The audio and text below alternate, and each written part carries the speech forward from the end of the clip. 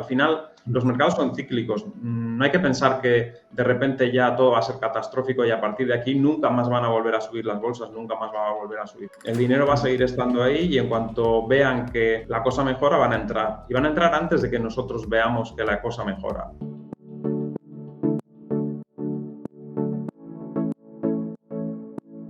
Sí, bueno, al principio pues no, los primeros días de la caída tampoco le presté mucha atención.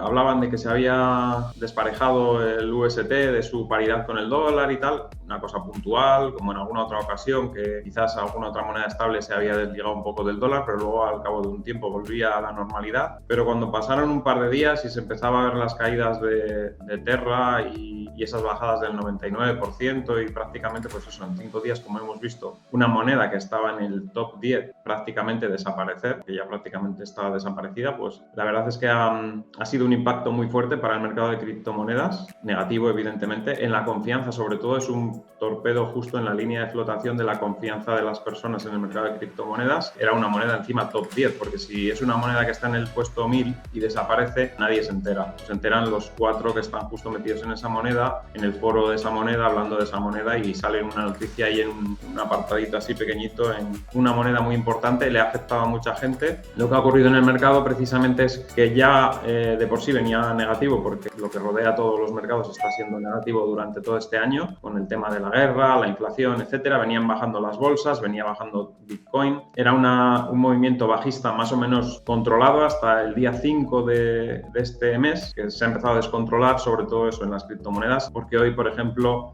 ha habido una noticia que Pantera Capital había vendido justo el 80% de su posición poco antes de que ocurriese todo esto. O sea que la caída esa del día 5 fue muy rara y alguien ya sabía algo de lo que iba a pasar y luego ya hemos visto lo que ha pasado. Se ha acentuado mucho la caída que ha tenido Bitcoin y el resto de criptomonedas a partir de esa fecha, más que lo que estaban cayendo las bolsas. Y bueno, ahora parece que ya estamos empezando otra vez a estabilizarnos, la gente volverá a recuperar la confianza, no quizás en las altcoins tanto, o tan rápido, va a haber un poco más de miedo seguramente, la gente va a tener un poco más de cautela, pero Bitcoin sí, porque al final Bitcoin no tiene que ver con las altcoins en principio, es lo más descentralizado que hay. Ya hemos visto que en las altcoins, por ejemplo, en Terra no ha habido descentralización, las decisiones las han tomado personas, ha sido personas las que han cometido los errores, no había, cuando han decidido quemar todas las reservas que tenían en Bitcoin, lo ha decidido una persona, no ha habido consenso de nadie. Cuando han decidido imprimir billones de lunas, lo han decidido ellos, no han preguntado a nadie. Y ahora que está todo destruido es cuando preguntan a la gente a ver qué es lo que van a hacer con las cenizas que han quedado, ¿no? Si tirarlas al mar o guardarlas en un frasquito. Es lo que está, o sea, la participación de las personas ha sido eso, ¿no? Entonces ahí se ve lo que es descentralizado y lo que no es. Los mercados son cíclicos y ahora mismo estamos en una parte del ciclo muy similar a como estábamos en marzo de 2020. Hay mucha gente que comenta que no, que es diferente, que ahora es peor que marzo de 2020. Siempre, en la última crisis que estás, siempre se dice que es la peor. En el 2018 también era la peor crisis de la historia, nunca había habido tan mala crisis. Lo de la pandemia también era, en el momento que estábamos en la pandemia era lo peor, nunca había habido nada imaginable y ahora es lo peor también, siempre es lo peor. Es verdad que son situaciones diferentes, o sea, la política monetaria era diferente, la inflación que teníamos era diferente, pero también había cosas peores cuando estábamos en la pandemia que ahora. Ahora habrá cosas peores que cuando estábamos en la pandemia, pero cuando estábamos en la pandemia hay que recordar a la gente que una gran parte de la población mundial no podía trabajar, con lo cual mucha gente estaba obligada, porque no podía tener ingresos por su trabajo, obligada a vender sus activos, que podían ser acciones, que podían ser algún coche que no lo iba a utilizar, que podía ser criptomonedas. Ahora la gente, mal que bien, pero por lo menos trabaja. Estamos en una crisis con inflación, sí, pero tú trabajas. Entonces ya no estás obligado a vender tus activos como en aquella ocasión. Por lo tanto, yo considero que no estamos en una situación tan grave como la de la pandemia. Pero aunque estuviésemos en una situación similar de grave, los sentimientos que ahora hay en el mercado son muy similares a los de marzo de 2020. Todo el mundo está negativo, todo el mundo dice que vamos a bajar porque las bolsas van a caer mucho y porque el PIB va a caer mucho y porque la economía va a ir a recesión. Estas argumentaciones son exactamente las mismas que se utilizaban cuando estábamos en abril de 2020 empezando a salir del mínimo. Exactamente las mismas. Se decía, las bolsas van a caer. Vamos a tener una caída del PIB del 10%. ¿Cómo va a subir esto si están diciendo que en los próximos 6 meses el PIB va a caer un 10%? ¿Cómo va a subir esto si todo el mundo dice que el S&P 500 se va a ir a 1800? Eso es lo que estaba pasando en en abril de 2020, cuando estábamos empezando. Los sentimientos del mercado eran parecidos, por lo tanto eso me lleva a mí a pensar que estamos en una situación parecida de precios también. Que puede haber discrepancias en el mínimo del precio actual, que todavía podría caer un poquito más, un poquito menos, es bastante irrelevante. Lo importante, desde mi punto de vista, es que no te quedes fuera. Porque si tú estás intentando jugar a adivino a ver si aciertas con el mínimo, en lugar de estar haciendo compras ahora periódicas sabiendo que estamos en el entorno de los mínimos, aunque no sea justo el mínimo, estás jugando como al tiro al pichón. Y si aciertas con el 22.000, pues estupendo. Pero si no aciertas, te quedas sin comer. Ese es el problema de alguien que solo está a ver si acierta con el mínimo. Yo no pretendo acertar con el mínimo, esto es solo mi opinión, evidentemente, es mi análisis. No pretendo acertar con el mínimo, por eso en el canal normalmente decimos de hacer compras periódicas, porque no pretendemos acertar el mínimo.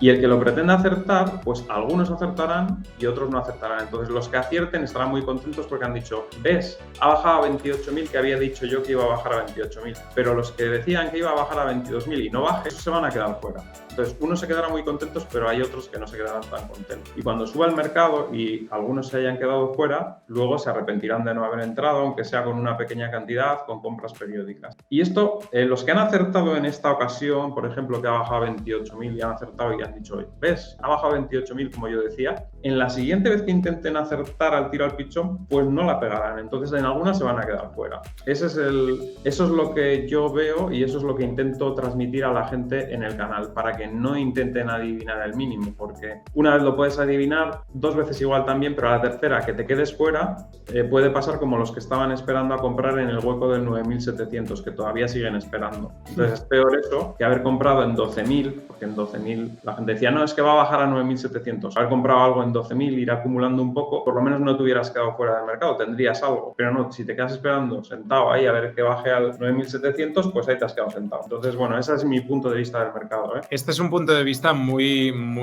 en inglés se llama dollar cost average, es ir comprando periódicamente sin que te importe el precio, ¿no? Y es algo pues que bueno, lleva al cabo de los años, o Bitcoin hemos visto que al cabo de los años pues te lleve a generarte una cartera de provecho. Algo muy negativo que no se esperaba para nada.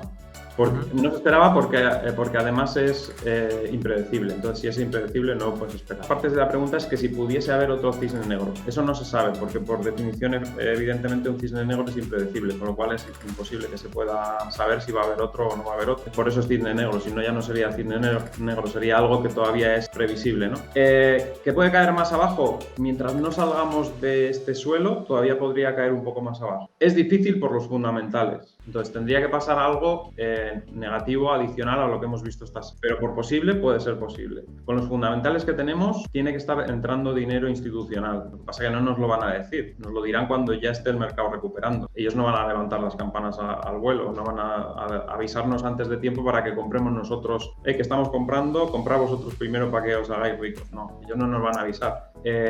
Pero estoy convencido de que con las noticias que hay institucionales comprando. Los 80.000 bitcoins que vendió Terra, alguien los ha comprado. No, eso es así, o sea, cuando alguien vende es porque alguien le ha comprado. Entonces, yo lo que veo es que los fundamentales son muy buenos, los datos en cadena son muy buenos, en el sentido de que la cadena está en su máximo histórico de seguridad, en su máximo histórico de hash rate, en todo, en su máximo histórico, prácticamente. Y eso, para ver precios negativos, pues tiene que haber todavía cosas muy negativas en las bolsas, tiene que haber noticias muy malas. Sí, podría ocurrir, pero ya estamos viendo que hay dificultades ya para que bajen más los precios, tanto en las bolsas como en la mayor parte de lo negativo está descontado. ¿Que puede haber algo por ahí que se nos escape? Pues sí, porque no somos adivinos y igual hay algo que se nos escapa, pero no veo que vaya mucho más allá. Y ya os digo, no estoy tratando de adivinar tampoco el mínimo. Yo creo que en esta zona ya estamos muy cerquita, o yo creo que estamos muy cerquita de los mínimos, eso es mi opinión. Hay que fijarse también en lo que ha pasado en otras ocasiones. Por ejemplo, en el año 2018, cuando los mercados bajaron desde los 19.000 estrepitosamente hasta los 3.200, el que compró en 4.300 ya estaba bastante bien comprado y era la zona de mínimos. Si tú coges el gráfico y pones ahí un circulito en la zona de mínimo, el 4.300 ya estaba en la zona de ese suelo que hizo en el mercado, ¿no? Ya es el mínimo, aunque luego cayó un 26% hasta justo el mínimo, pero el 4.300 ya era la zona del mínimo. Ya no tienes por qué usar justo el punto mínimo para comprar. Ya valía 4.300, ya era un buen precio. Pues yo creo que ahora estamos en una situación similar y tardó más de 3 meses en salir de ese suelo. Y luego poco a poco pues fue recuperando. Al final los mercados son cíclicos. No hay que pensar que de repente ya todo va a ser catastrófico y a partir de aquí nunca más van a volver a subir las bolsas, nunca más van a volver a subir. El dinero va a seguir estando ahí y en cuanto vean que la cosa mejora van a entrar. Y van a entrar antes de que nosotros veamos que la cosa mejora. Y marque los mínimos y vea las fechas y vea qué es lo que pasaba en la economía en esa fecha. Siempre estamos en los peores momentos cuando se hacen los suelos. Que no creo que estemos muy lejos de un suelo porque estamos en un momento horrible, desde luego.